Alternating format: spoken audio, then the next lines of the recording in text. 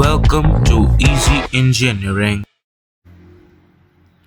Hello everyone. आज हम पढ़ेंगे इफ़ेक्टिव मास के बारे में। M asterisk symbol.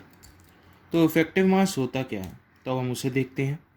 When electron moves under the effect of an external field in a periodic potential then its mass is not same as the rest mass but is called effective mass. तो भी हम देखते हुए आए थे कि one dimension के अंदर जो हमारा मतलब सॉलिड्स के अंदर जो हमारे इलेक्ट्रॉन होते हैं वो एक पीरियोडिक पोटेंशियल, मतलब वहाँ पर जो हमारा पोटेंशियल होता है वो पीरियोडिकली वेरी करता है। तो जब भी हमारे इलेक्ट्रॉन्स क्या होंगे, मूव करेंगे under the effect of an external field in a periodic potential, then its mass, जो उनका जो मास होगा वो उनके रेस्ट मास के इक्वल नहीं होगा, बल्कि जो उनका मास होगा वो इफेक्टिव मास कहलाएगा। मतलब अभी हम देखते आते हैं कि इलेक्ट्रॉन सॉलिड्स के अंदर बड़े सारे इंटरेक्टिंग पार्टिकल्स होते हैं, जहाँ पर जो हमारे इलेक्ट्रॉन्स होते हैं उनका जो पोटेंशियल होता है वो ऐड करके रिजल्टेंट पोटेंशियल देता है, और जो पोटेंशियल होता है वो पीरियोडिकली वेरी करता है। तो जब भी इलेक्ट्रॉन्स पीरियोडिकली वेरी करेंगे और वो जब इलेक्ट्रॉन्स जो होंगे वो जब पीरियोडिकली वेरी करेंगे मतलब सॉलिड्स के अंदर, और वहाँ से अगर हम एक एक्सटर्नल फील्ड अप्लाई करते हैं तो जो उनका मास होगा वो रेस्ट मास के इक्वल नहीं होगा, उनका मास कहलाएगा होगा इफेक्टिव मास। तो इफेक्टिव मास का हमने डेफिनेशन ये है। इफेक्टिव मास होता क्या है, अब हम देखते हैं इफेक्टिव मास का जो मैथमेटिकल ट्रीटमेंट है या स्टेटमेंट है हम वो फाइंड आउट करेंगे। सबसे पहले देखते हैं, let an electron move under the effect of an external field E dash. तो एक इलेक्ट्रॉन है मूव कर रहा है under the effect of external field E dash. तो देन फोर्स ऑन इलेक्ट्रॉन, जो हमारा इलेक्ट्रिक फोर्स होता है, force is equal to Q into E. तो यहाँ क्यू हमारा ई चार्ज है और ई डैश हमारा इलेक्ट्रिक फील्ड है, ठीक है। So let electron displaces through D x. तो जो हमारा इलेक्ट्रॉन है वो डी एक्स डिस्टेंस मूव करता है इन टाइम डी टी। सो जो वर्क डन मतलब जो गेन इन एनर्जी डी होता है वो क्या होगा, हमारा फोर्स इंटू डिस्टेंस होता है। तो जो फोर्स था इलेक्ट्रिक फोर्स ई डैश इंटू डी एक्स, वो डी एक्स डिस्टेंस डिस्प्लेस करा है, ठीक है। तो अब जब उसने डी एक्स डिस्टेंस जब ट्रैवल करा तो जो इलेक्ट्रॉन की वेलोसिटी है, इफ़ वी अगर हम देखें कि वी है हमारे velocity of electron, so V क्या होगा D X by D T, ये हम सबको पता है।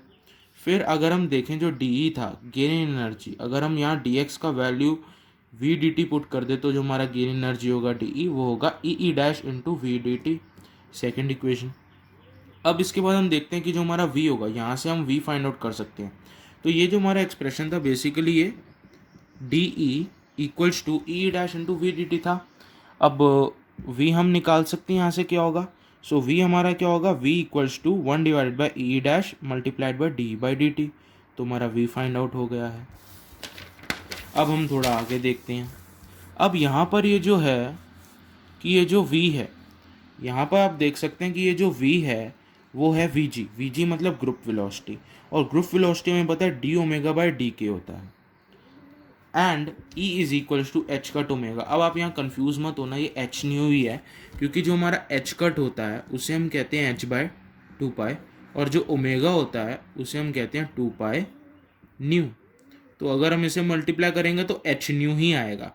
यहाँ बस मैंने उसे थोड़ा और फॉर्म दे दिया है ताकि मैं ये देख सकूं कि v जो है हमारा V G D omega by D K, और e होता है हमारा H cut into omega. So जो D E by D K होगा वो होगा equals to H cut into D omega by D K. तो अब हम ये देखते हैं कि जो डी ई मतलब अगर हम इसको विद रिस्पेक्ट टू के डिफ्रेंशिएट करेंगे तो डी बाई डी के, और एच तो हमारा कॉन्स्टेंट है तो वो बाहर आ जाएगा, और डी ओमेगा बाई डी के एज इट इज़ आ जाएगा। तो हमने डिफ्रेंशिएट कर दिया इसको विद रिस्पेक्ट टू के। तो इसके बाद D omega by D K, अब हमें पता है डी ओमेगा बाई डी के क्या होता है, वी होता है। तो अब डी ओमेगा बाई डी के की जगह हम वी लिखेंगे, और वी की वैल्यू यहाँ से क्या आ जाएगी 1 by H cut multiplied by D E by D के, इसको हम मार्क कर देंगे। तो अभी जो हमने पहले वी की वैल्यू निकाली थी V is equal to 1 divided by E dash into D by D T, और यहाँ जो हमने वैल्यू निकाली है V is equal to 1 by H cut multiply by D K, अब हम इनको इक्वेट कर देंगे। तो जब हम इनको इक्वेट करेंगे तो जो हमारा फाइनल रिजल्ट आएगा वो होगा D K by D T equals to E dash divided by H cut. तो इसको हम फिफ्थ इक्वेशन मार्क कर देंगे। अभी आप बस ये समझते जाइए ये क्यों ऐसा हो रहा है, क्योंकि इसके पीछे मतलब ये एक एक्चुअली नॉर्मल डेरिवेशन है। तो फाइंड आउट करने के लिए अब आप आगे देखते जाइए, आपको लास्ट में ही समझ में आएगा। बस आप देखते जाइए कि ये स्टेप्स हो कैसे रहे हैं, कि यहाँ पर तो बस ये आया कैसे, क्योंकि मैंने क्या करा, वी को इक्वेट करा।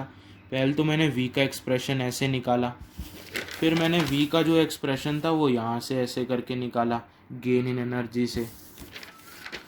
अब इक्वेट करने के बाद D K by D T equals to E dash divided by H cut आ गया। अब नाउ फ्रॉम फोर, जो फोर था हमारा ये था, इसको मैंने क्या करा, डिफ्रेंशिएट कर दिया विद रिस्पेक्ट टू टी। तो ये होगा D V by D T, one by H cut बाहर आ जाएगा, कॉन्स्टेंट है। तो अगर हम इसको करेंगे तो डिफ्रेंशिएट तो डी स्क्वायर ई हो जाएगा और divided by D T D की हो जाएगा, ठीक है। फिर आपको ये पता होगा कि D V by D T क्या होता है, ए एक्सलरेशन। तो acceleration equals to one by H cut T square E divided by D K square D T, और यहाँ मैंने मल्टीप्लाई और डिवाइड कर दिया डी के का। तो अब इसको मैं यहाँ पर क्या करूँगा, अब मेरा देखो D K by D T आ गया। अब मैं क्या, आप देख सकते हैं, अब आपको समझ में आएगा कि ये मैंने क्यों डी के से मल्टीप्लाई डिवाइड करा और यहाँ मैंने क्यों ये एक्सप्रेशन निकाला। सो D K by D T यहाँ से मेरा ये आ गया है। अब यहाँ की मैं वैल्यू पुट कर दूंगा, तो जो मेरी एक्सलरेशन की वैल्यू होगी one by H cut square, और जो D K by D T था वो ई डैश बाई एच था, एच कट था तो एच स्क्वायर आ गया, ई डैश हो गया, multiply by D square E by D K square. तो सिक्स्थ इक्वेशन आ गई। अब हमारे पास एक्सलरेशन है, और आपको पता होगा कि फोर्स क्या होता है, मास इनटू एक्सलरेशन। अब हमारे पास एक्सलरेशन है, फोर्स भी हमें पता है ई डैश, तो मास हम इफेक्टिव मास जो होगा हमारा फाइंड आउट कर सकते हैं। तो अब वही एक्सलरेशन का वैल्यू पुट कर दिया और फोर्स का वैल्यू पुट कर दिया, तो जो मास का वैल्यू आया, जो हमारा इफेक्टिव मास होगा उसका वैल्यू होगा effective mass equals to H cut square divided by D square E divided by D K square. तो जो हमारा, आप यहाँ देख सकते हैं कि H cut square divided by D square E D K square, मतलब double differentiation of E with respect to K, हम उसे एच कट स्क्वायर से डिवाइड कर देंगे। तो ये हमारा इफेक्टिव मास का वैल्यू होगा। तो हमने ये देख लिया है। तो हमें यहाँ से क्या पता लगता है कि जो इफेक्टिव मास का जो वैल्यू है, अगर हम देखें इसको थोड़ा, ये तो हमारा कांस्टेंट है एच कट, तो reciprocal of D E by D के versus K curve D E by D के, एक बार ये हो गया, और वर्सेस के कर्व का रेसिप्रोकल है, ये हमें पता लग गया। और जब भी आप देखें कि अगर आपको इलेक्ट्रॉन का जैसे कि बिहेवियर फाइंड आउट करना हो, एक्सटेंट, अगर आपको इलेक्ट्रॉन का बिहेवियर फाइंड आउट करना हो तो आप एक्सटेंट निकालते हैं, जिसे हम एफ से डिनोट करते हैं, और वो होता है एम डिवाइडेड बाय इफेक्टिव मास। अगर वो 1 के इक्वल आ जाए तो इसका मतलब इलेक्ट्रॉन्स हमारे फ्री हैं, फ्री इलेक्ट्रॉन्स को वो रिप्रेजेंट करते हैं। तो ये हो गया हमारा इफेक्टिव मास। तो हमने ये देख लिया इफेक्टिव मास होता क्या है, और उसका मैथमेटिकल ट्रीटमेंट से हमने उसे फाइंड आउट भी कर लिया। अब इसके आगे जो अब हमारा एक और कंसेप्ट है, अब उसे हम देखते हैं आज। अब जो हमारा नेक्स्ट एक कंसेप्ट आता है वो होता है variation of velocity and effective mass with के वेक्टर। अब आपने जो इफेक्टिव मास वाला मैथमेटिकल ट्रीटमेंट में वेलोसिटी का एक्सप्रेशन भी देखा था, बीच में हमने देखा था, और आपने एक्सप्रेशन यहाँ पर आपको मैं दोबारा दिखा देता हूँ। यहाँ पर आपने जैसे कि वेलोसिटी का एक्सप्रेशन भी देखा था, v is equals to 1 divided by H का डी बाई डी के, और मास का भी एक्सप्रेशन आपने यहाँ पर देख लिया है। तो अब हमें क्या फाइंड आउट करना है, variation of velocity and effective mass with के वेक्टर। तो अब हमने क्या देखा, जो हमारा वेलोसिटी था वो क्या था, v equals to 1 divided by H cut multiplied by D E by D K. आप यहाँ से देख सकते हैं डी की बाई डी के। तो ये जो हमारा क्या है, स्लोप ऑफ ई है, ई वर्सेस के कर्व जो होगा हमारा उसका स्लोप है ये। तो जो हमारा वेलोसिटी होगा वो किसके प्रोपोर्शनल होगा, slope of E versus K curve के। तो यहाँ पर हमने क्या देखा, velocity is proportional to slope of E versus K curve. तो वेरिएशन क्या होगी वेलोसिटी की के की, वेलोसिटी क्या होगी, प्रोपोर्शनल होगी किसके, slope of E versus K curve के। अब वैसे ही हम इफेक्टिव मास का देखते हैं। अब इफेक्टिव मास यहाँ पर क्या है, अब जैसे कि आप यहाँ से देखिए कि जो हमारा इफेक्टिव मास था उसका वैल्यू क्या था, H cut square divided by D square E bye D K square. तो हम इसे क्या लिख सकते हैं, तो जो एम इफेक्टिव मास है वो प्रोपोर्शनल किसके है, 1 divided bye slope of v versus K curve. अब आप यहाँ देखेंगे कि मैंने v वर्सेस के कर्व क्यों लिखा है। अब आप इसे देखना कि as slope of v versus K curve हमारा क्या होता है, dv बाई डी के, और and v is proportional to de by D K. तो जब v की वैल्यू पुट करेंगे तो वो D square E by D K square आ जाएगा। तो इसको थोड़ा भी आपको भी ये समझ नहीं आएगा कि v वर्सेस के कर्व ये ऐसे कैसे आ गया। तो सबसे पहले अभी हम क्या करते हैं, बस आप ये याद रख लीजिए कि जो इफेक्टिव मास प्रोपोर्शनल टू 1 मतलब रेसिप्रोकल ऑफ जो हमारा होता है slope of v versus K curve, और यहाँ पर ये वेलोसिटी हमारा प्रोपोर्शनल किसको है, slope of e versus K curve. तो अभी हम देखते हैं इसको। सबसे पहले आप इसे ध्यान दो, अभी आप इसे मत देना, आप कंफ्यूज हो गए होंगे।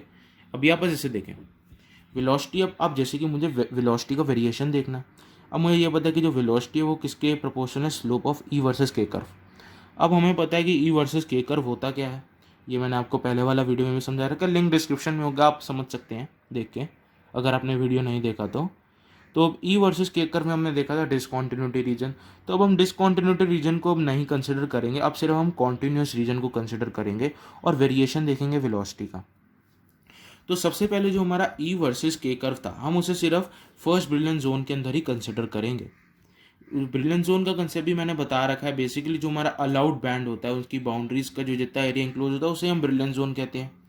अगर आपको और डिटेल में समझना है उसका लिंक डिस्क्रिप्शन में होगा, आप वीडियो देख सकते हैं। तो अब इसके अंदर जो हमारा ई वर्सेस के कर्व, अब कंसिडरिंग फर्स्ट ब्रिलियंट जोन मतलब जो हमारा ब्रिलियंट बाउंड्रीज क्या होंगी, माइनस पाई बाय से लेके पाई बाय। तो कुछ ऐसा कर्व होता है, इसे आप मत देखना, ये गलती से बन गया था, ये ऐसा होगा नेचर फर्स्ट ब्रिलियंट जोन का। तो इसे हमने क्या करा, यहाँ पर एक ऐसे लाइन बना दी और यहाँ पर ये पॉइंट हमने ऐसे पी और क्यू पॉइंट दे दी और यहाँ पर ये के नॉट और माइनस के नॉट। अब ये जो यहाँ पर के नॉट माइनस के नॉट मतलब ये जो पॉइंट्स पी एंड क्यू हैं ये हमारे पॉइंट ऑफ इन्फ्लेक्शन है। अब आपको पता होगा पॉइंट ऑफ इन्फ्लेक्शन होते क्या है। तो जो हमारा पॉइंट ऑफ इन्फ्लेक्शन होता है बेसिकली वो क्या होते हैं कि वो वाला पॉइंट जहाँ पर हमारा जो कॉन्केविटी ऑफ द कर्व मतलब जो कर्वेचर का जो हमारा साइन होता है, कॉन्केविटी जिसे हम कहते हैं, वो चेंज होता है। अब जैसे कि यहाँ देखें ये कर्व ऐसे है फिर ये ऐसे जा रहा है, तो पहले ये ऐसे था फिर ये ऐसे हो गया, तो जो कॉन्केविटी थी वो चेंज हो गई। तो ये हमारा पॉइंट ऑफ इन्फ्लेक्शन हमने यहाँ मार्क कर दिया के और माइनस के नॉट। तो अभी आप इसे नीचे वाले को मत देखना, अभी आप बस इतने से रीजन को ही कंसिडर करें कि बस इतना सा रीजन ही कंसिडर करें आप। यहाँ आप देख लेंगे ई वर्सेस के कर्व आपको अब समझ आ गया। अब हम क्या करेंगे, इससे हम अपना जो v और k का कर्व बनाएं, क्योंकि हमें वेरिएशन वेलोसिटी की देखनी है विद k वेक्टर। तो v वर्सेस अगर हम k कर्व बना लेते तो हमें पता लग जाएगा कि क्या वेलोसिटी की वेरिएशन है k वेक्टर की वजह से, मतलब k वेक्टर के with respect to k vector. तो अब हमें ये पता है कि जो वेलोसिटी किसके प्रोपोर्शन है, slope of E versus K curve. तो जब हम देखेंगे अब हम ई वर्सेस के कर्व से अपना स्लोप कैसे बनाएंगे, अब आप ये देखिए वी वर्सेस के का मतलब जो हमारा कर्व होगा कैसे बनेगा, स्लोप नहीं कर्व।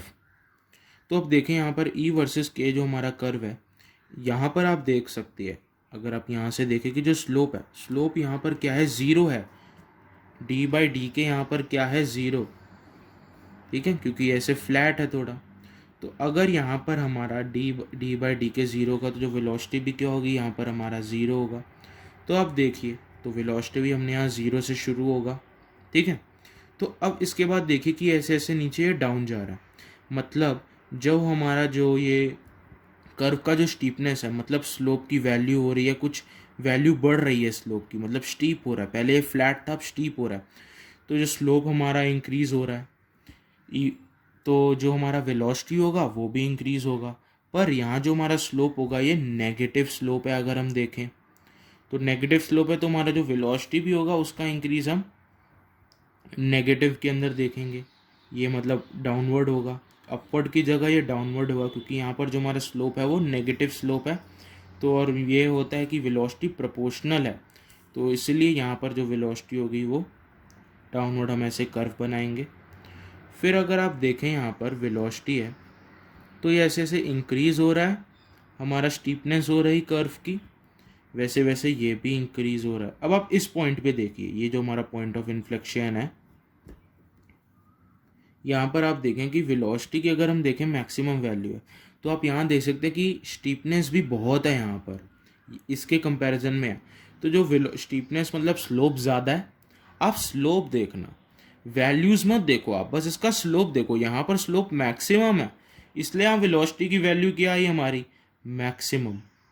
फिर क्या हो रहा है, स्लोप यहाँ से इंक्रीज हो गया, फिर फ्लैट हो रहा है मतलब डिक्रीज हो रहा है। तो वेलोसिटी भी क्या होगा, यहाँ मैक्सिमम था, पर फिर ऐसे में यहाँ पर ये ज़ीरो हो गया स्लोप यहाँ पर, तो वेलोसिटी भी यहाँ ज़ीरो होगी और यहाँ से मैक्सिमम से डिक्रीज होते होते यहाँ ये ज़ीरो पहुँच गया। ठीक है, अब आप देखें यहाँ से फिर ये बढ़ा, तो फिर स्लोप की कुछ वैल्यू हुई, इंक्रीज हुआ, वैसे यहाँ से वेलोसिटी, अब यहाँ स्लोप निकालेंगे तो पॉजिटिव स्लोप होगा, तो इसलिए पॉजिटिव के अंदर मूव करेगा।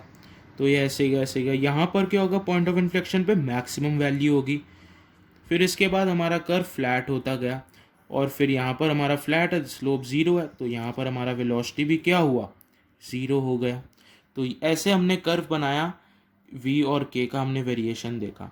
बस आपको ये याद रखना, अगर आप ई वर्सेस के कर्व का नेचर जानते हो कि वो क्या होता है फर्स्ट बिलियन जोन के अंदर, तो आप ये वाला कर्व कंसेप्चुअली आप बना सकते हैं। वैसे आप इसे, मतलब मैं कहूँगा नहीं कि आप इसे याद करें, आप कंसेप्ट्स को याद रखें कि ई वर्सेस के कर्व के स्लोप जो होता है उसके प्रोपोर्शनल हमारा वेलोसिटी होता है, तो उससे आप ये आसानी से बना सकते हैं।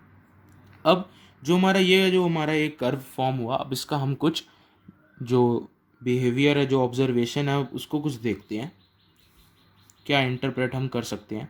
हम ये देखते हैं इस कर्व के अंदर कि eight K equal to zero, यहाँ पर के की value zero and K equal to minus pi by कि जो हमारा वेलोसिटी है वो भी ज़ीरो है, जो वेलोसिटी ऑफ इलेक्ट्रॉन है वो भी ज़ीरो है। ठीक है, ये हमें पता लग गया। बट जो हमारा वेलोसिटी मैक्सिमम का है पॉइंट ऑफ इन्फ्लेक्शन पे, but velocity is maximum at K equal to plus minus K naught point of inflection पर। तो बियॉन्ड के नॉट वेलोसिटी डिक्रीजेस। तो हमने ये क्या देखा कि जब ये के नॉट के आगे गया, तो बियॉन्ड के नॉट मतलब पॉइंट ऑफ इन्फ्लेक्शन के बाद जो हमारा वेलोसिटी का नेचर था वो क्या हो रहा है, beyond point of inflection velocity decrease हो रहा है। हमें ये पता लगा कि पॉइंट ऑफ इन्फ्लेक्शन पर वेलोसिटी मैक्सिमम है और बियॉन्ड के नॉट, और यहाँ देखेंगे यहाँ पर भी beyond minus K not velocity decrease हो रहा है। तो वेलोसिटी डिक्रीज हो रहा है बियॉन्ड के नॉट। पर अगर आप ई वर्सेस के कर्व में देखेंगे कि बियॉन्ड के नॉट हमारा एनर्जी इंक्रीज हो रहा है विद के, तो अब ये कैसे हो रहा है कि बियॉन्ड के नॉट मतलब कि के नॉट के बियॉन्ड तो हमारा वेलोसिटी डिक्रीज होके ज़ीरो, मतलब इलेक्ट्रॉन तो मूव ही नहीं कर रहा है, पर उसकी एनर्जी है, ये कैसे पॉसिबल हो गया। तो ये आपको भी मैंने कंफ्यूज कर दिया होगा, पर अगर आप ई वर्सेस के कर्व जानते होंगे तो तब आप ये आसानी से समझ चुके होंगे कि मैं ऐसा यहाँ पर ये क्यों कह रहा हूँ। अगर वेलोसिटी बियॉन्ड के नॉट ज़ीरो होगी पर इसकी एनर्जी बढ़ रही है, तो इसका मतलब क्या हुआ होगा कि हमारा इलेक्ट्रॉन जंप कर गया होगा, वो अपने अपर बैंड में चला गया होगा और उसने लोअर बैंड के अंदर अपना होल छोड़ दिया होगा और अपर बैंड में चला गया होगा। तो ये वाला जो था कंसेप्ट जो मैंने अभी आपको बताया कि बियॉन्ड के नॉट हमारा वेलोसिटी डिक्रीज हो रहा है पर बियॉन्ड के नॉट एनर्जी इंक्रीज हो रहा है विद के, तो इसका मतलब इलेक्ट्रॉन तो कोई मूव ही नहीं कर रहा, मतलब वो अपर बैंड में चला गया, इसलिए उसकी एनर्जी इंक्रीज हो रही है विद के। अपर बैंड में एनर्जी ज़्यादा है उसकी, पर वेलोसिटी तो अगर आप देखेंगे ज़ीरो है, क्योंकि लोअर बैंड के अंदर तो वो इलेक्ट्रॉन है ही नहीं, अब वो अपना होल छोड़ के गया। अब यहाँ आप ये मत सोचो कि अगर इलेक्ट्रॉन की वेलोसिटी नहीं है वो एग्जिस्ट नहीं करता, पर वो हम उसे होल कंसिडर करते हैं, तो इसलिए वेलोसिटी ज़ीरो मतलब इलेक्ट्रॉन अपर बैंड में चला गया और वो होल छोड़ गया। तो अब होल की हम देखेंगे, तो give rise to the concept of holes. तो ये जो कंसेप्ट था ये हमें होल्स के बारे में जानकारी देता है, हमें होल्स के बारे में पता लगता है यहाँ से। तो अब ये वाला हमने इंटरप्रिटेशन जो इसका ऑब्जर्वेशन था वी वर्सेस के कर्व का, हमने यहाँ से ये देख लिया कंसेप्ट ऑफ होल्स के बारे में। तो कभी कभार इसके कभी कभार क्वेश्चन आता है कि कंसेप्ट ऑफ होल्स बताओ आप वी वर्सेस के कर्व में, तो आपको बस यही बताना है कि बियॉन्ड के नॉट जो हमारा वेलोसिटी है डिक्रीज होता है, पर ई वर्सेस के कर्व के अंदर बियॉन्ड के नॉट जो हमारा एनर्जी इंक्रीज होता है विद के, तो इसका मतलब इलेक्ट्रॉन हमारा जंप कर गया होगा और लीविंग बिहाइंड होल, तो giving rise to the concept of holes. बस ये आपका आंसर हो गया। अब इसके बाद हमने वेरिएशन वेलोसिटी का देख लिया विद के वेक्टर। अब इफेक्टिव मास का देखते हैं विद के वेक्टर। अब इफेक्टिव मास का जो फॉर्मूला होता है वो हमारा क्या होता है, H cut square divided by D square E by D K square. अब आप ये देखें ये तो कांस्टेंट है, तो हमारा जो ये इफेक्टिव मास होगा वो किसके प्रोपोर्शनल होगा, यहाँ पर 1 डिवाइडेड बाय मतलब रेसिप्रोकल ऑफ जो हमारा इफेक्टिव मास होगा वो प्रोपोर्शनल होगा to the reciprocal of slope of v versus K curve. अब यहाँ मैं v वर्सेस के कर्व क्यों कह रहा हूँ, यहाँ पर तो d बाई डी के है। अब आप देखिए कि जो slope of v versus K curve है, तो स्लोप अगर जैसे कि मेरा v वर्सेस के कर्व है, इसका स्लोप क्या होगा, dv बाई डी के से हम रिप्रेजेंट करेंगे, ठीक है। और आपको पता है, अभी मैंने पहले बताया कि जो वेलोसिटी होता है वो किसके प्रोपोर्शनल होता है, स्लोप ऑफ ई वर्सेस के, मतलब D E by D K. तो अगर आप v का वैल्यू यहाँ देखेंगे, यहाँ लिखेंगे अगर आप डी ई बाय, तो ये D square divided by D K square आ जाएगा। अगर आप देखेंगे तो जो इफेक्टिव मास होता है वो प्रोपोर्शनल किसके होता है, to the reciprocal of slope of E versus K curve, नहीं v वर्सेस के कर्व। तो अब आपको समझ में आ गया कि मैंने v वर्सेस के कर्व बनाया था e वर्सेस के कर्व की हेल्प से, और अब मैं m वर्सेस के कर्व बनाऊंगा, वेरिएशन देखूंगा इफेक्टिव मास की विद के vector with the help of v versus K curve. अब यहाँ पर मैंने आपको, हम कंसिडरिंग फर्स्ट ब्रिलियंट जोन ही कंसिडर करेंगे, डिसकंटिन्यूटी वाला कंसेप्ट अभी हमें नहीं देखना है, बस आप इसलिए कंसिडरिंग फर्स्ट ब्रिलियंट जोन में ही देखेंगे। तो जो v वर्सेस के कर्व था वो हमारा, बस अभी यहीं तक देखिए, वो ये था, अभी मैंने आपको देखा भी हमने अभी पहले कुछ देर पहले कि ये ऐसे आया था, तो मैंने उसी को ही दोबारा ड्रॉ कर लिया है। अब हम इसकी हेल्प से अपना m versus K curve find out करेंगे। तो यहाँ मैंने पॉइंट ऑफ इन्फ्लेक्शन भी ऐसे ही करके बना दिए हैं, ये m हो गया, ये की हो गया।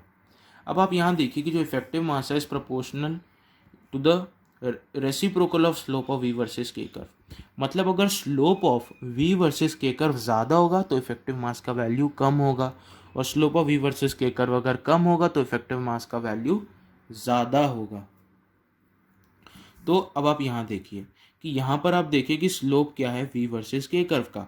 तो इस पॉइंट पे अगर आप देखिए कि यहाँ से ये इंक्रीज कर रहा है, तो मतलब ये तो स्लोप अभी ज़्यादा है किसका, आपका v वर्सेस के, जो हमारा v वर्सेस के का है, ये जो अगर आप देखेंगे ये स्लोप तो है कुछ, मतलब स्टीप है ये, तो इसका मतलब, और ये जो है ये पॉइंट आपका 0 से शुरू है, तो इसलिए आपको ये क्या ध्यान रखना है, ये इसका रेसिप्रोकल के प्रोपोर्शनल होता है, इसलिए आप इसे 0 से नहीं, कुछ यहाँ से शुरू करेंगे वैल्यू से।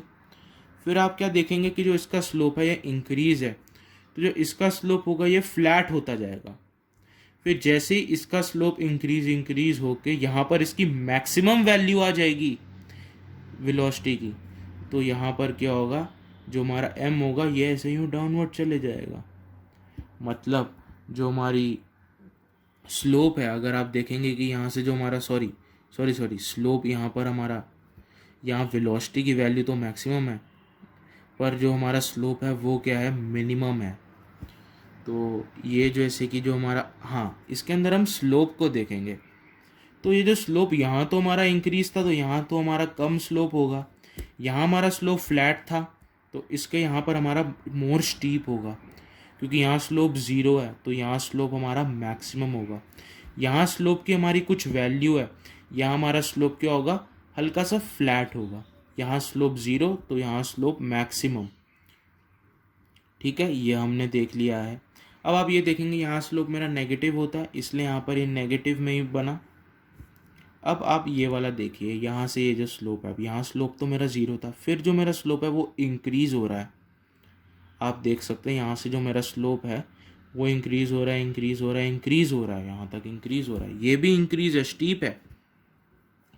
तो अब आप देखें कि इस पॉइंट पर ये स्टीप है और ये पॉजिटिव स्लोप है, तो हम पॉजिटिव डायरेक्शन के अंदर चलेंगे, तो इस पॉइंट पे आप फ्लैट थोड़ा बना देना। और यहाँ से क्या हो रहा है, हमारा स्लोप ज़ीरो है, मतलब ज़ीरो से इंक्रीज हो रहा है, तो यहाँ आप मैक्सिमम से डिक्रीज करोगे। यहाँ अगर ज़ीरो से इंक्रीज हो रहा है तो यहाँ मैक्सिमम वैल्यू लेके आप ऐसे यूँ डिक्रीज दिखा दे रहा।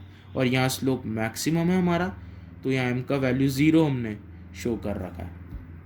फिर यहाँ पर हमने क्या करा, स्लोप ये बढ़ रहा है बढ़ रहा है बढ़ रहा है, यहाँ पर स्लोप की वैल्यू ज़ीरो है, तो यहाँ पर मैंने स्लोप की वैल्यू मैक्सिमम कर दी। तो आप क्या करना कि आप सबसे पहले क्या कर सकते हैं, इसको देख के पॉइंट्स बनाना अपना। सबसे पहले पॉइंट ऑफ इन्फ्लेक्शन जब आप मार्क करेंगे तो आप ये देखना कि यहाँ स्लोप की वैल्यू ज़ीरो है, तो यहाँ पर आप एक मैक्सिमम इधर पॉइंट बना देना। फिर आप देखना कि स्लोप इंक्रीज होके डिक्रीज हो रहा है, तो यहाँ डिक्रीज होके मतलब फ्लैट होके स्टीप होगा। ठीक है, अब यहाँ देखें कि यहाँ ज़ीरो से इंक्रीज हो रहा है, मतलब ज़ीरो मतलब पॉइंट ऑफ इन्फ्लेक्शन से मैक्सिमम, तो यहाँ ज़ीरो से इंक्रीज हो रहा है, तो यहाँ मैक्सिमम से डिक्रीज होगा। फिर यहाँ पर इंक्रीज हो रहा है और ज़ीरो तक जा रहा है, तो यहाँ डिक्रीज होके मैक्सिमम तक जाएगा। यहाँ देखो डिक्रीज होके मैक्सिमम जाएगा, क्योंकि यहाँ इंक्रीज होके अगर ज़ीरो तक जा रहा है तो यहाँ डिक्रीज होके मैक्सिमम तक जाएगा, और ये पॉजिटिव स्लोप था। अब अगर हम यहाँ की बात करेंगे तो यहाँ पर क्या स्लोप हमारा फिर नेगेटिव है, तो यहाँ पर स्लोप अभी हमारा स्टीप है। तो अगर आप देखेंगे यहाँ पर ये जो हमारा अगर स्लोप इस पॉइंट पर ज़ीरो है, तो यहाँ पर हम ये पॉइंट बना दें जहाँ पर हमारा स्लोप जो होगा स्टीप होगा। फिर हमारा स्लोप जैसे कि ये थोड़ा ऐसे बनेगा, फिर स्टीप होगा ये, और जैसे ये वाला स्लोप स्टीप होगा मतलब इसकी वैल्यू बढ़ेगी, ये थोड़ा फ्लैट होता जाएगा, ये ऐसे फ्लैट होता जाएगा और ऐसे बन जाएगा, क्योंकि ये रेसिप्रोकल है। तो हमने ये बना लिया। तो हमने ये भी इसके अंदर देख लेते हैं कि इतने से इतने रीजन के अंदर और इतने से इतने रीजन के अंदर जो हमारा मास है वो नेगेटिव है, और इतने से इतना जो रीजन है ये यहाँ पर हमारा जो मास है वो पॉजिटिव है, क्योंकि स्लोप यहाँ नेगेटिव था और यहाँ भी नेगेटिव था और यहाँ पॉजिटिव था, इसलिए हमारा मास का भी वैल्यू क्योंकि प्रोपोर्शनल है ना to the reciprocal of slope of V versus K curve, तो हमारा नेगेटिव मास और पॉजिटिव मास का कंसेप्ट हमें यहाँ से पता लगता है।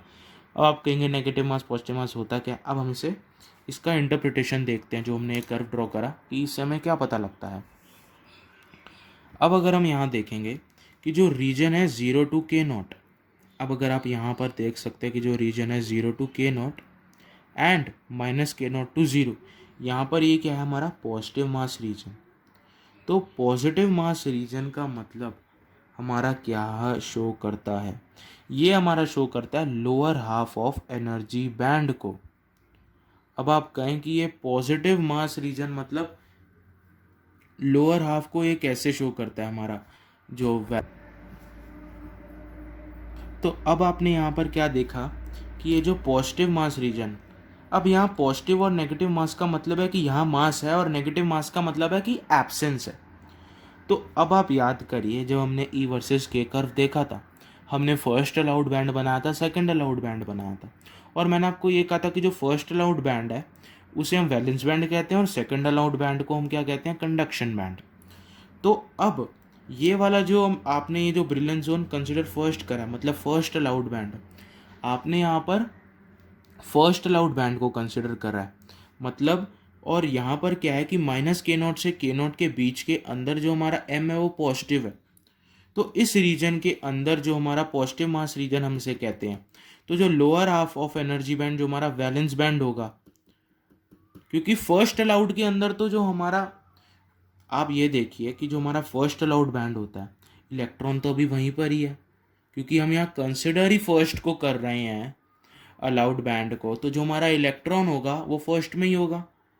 इसलिए यहाँ पर जो रीजन जो है ना ये -π/2 -k0, यहाँ पर हमारा नेगेटिव मास रीजन इसलिए है क्योंकि upper half of energy band को ये शो करता है कंडक्शन बैंड, और फर्स्ट अलाउड रीजन के अंदर कंडक्शन बैंड का तो कुछ मतलब ही नहीं बनता, क्योंकि फर्स्ट अलाउड बैंड तो सिर्फ कंडक्शन वैलेंस बैंड को डिनोट करता है और वहीं हमारा इलेक्ट्रॉन होता है। कंडक्शन बैंड में तो हमारा इलेक्ट्रॉन होता ही नहीं फर्स्ट अलाउड बैंड के अंदर, क्योंकि फर्स्ट अलाउड बैंड को ही हम वैलेंस बैंड कहते हैं। इसलिए जो पॉजिटिव मास रीजन था हमारा, ये इलेक्ट्रॉन के प्रेजेंस को शो करता है और ये हमारा इलेक्ट्रॉन की एब्सेंस को शो करता है। तो इससे हमें क्या पता लगा, कंडक्शन बैंड और ये वैलेंस बैंड। तो ये मुझे बस आपको बताना था, और ये फर्स्ट अलाउड रीजन की बात हो रही है। फर्स्ट अलाउड रीजन के अंदर हमें पता है कि हमारे इलेक्ट्रॉन्स वैलेंस बैंड में ही होते हैं, क्योंकि यहाँ फर्स्ट अलाउड रीजन इसलिए जो हमारे इलेक्ट्रॉन्स हैं वो भी पॉजिटिव मास मतलब presence of electrons in valence band और absence of electrons in conduction band. तो यहाँ से आपको ये इंटरप्रिटेशन, इसका बिहेवियर ऑब्जर्वेशन पता लगता है। तो ये वीडियो बहुत लंबा हो गया है, तो ये कंसेप्ट भी हमारा यहीं पर ख़त्म होता है। आई होप कि आपको ये कंसेप्ट अच्छे से समझ में आ गया हो। इसके बाद इस यूनिट के अंदर हमारा बस एक कंसेप्ट और रहता है, हॉल इफ़ेक्ट, जिसे मैं जल्दी जल्दी अपलोड करूँगा। तो अगर आपको कोई भी इसमें डाउट आता है नीचे कमेंट्स में लिख सकते हैं। और जो मैं वीडियो डालूँगा हॉल इफ़ेक्ट की, वो भी इम्पोर्टेंट होगी। तो अगर आपने चैनल को सब्सक्राइब नहीं कर रखा तो इसे सब्सक्राइब कर देना और बेल आइकन हिट कर देना, ताकि जब भी मैं नेक्स्ट वीडियो डालूँ आपको नोटिफिकेशन आ जाए। और मैं आपसे आज अभी रिक्वेस्ट करता हूँ कि आप कमेंट्स के अंदर आप ये ज़रूर लिख देना कि आपको ये वीडियो कैसी लगी, वो भी बता देना, अपने रिव्यूज़ देना, क्योंकि इससे मुझे भी मोटिवेशन मिलती है। सो अब इस वीडियो को हम यहीं एंड करते हैं।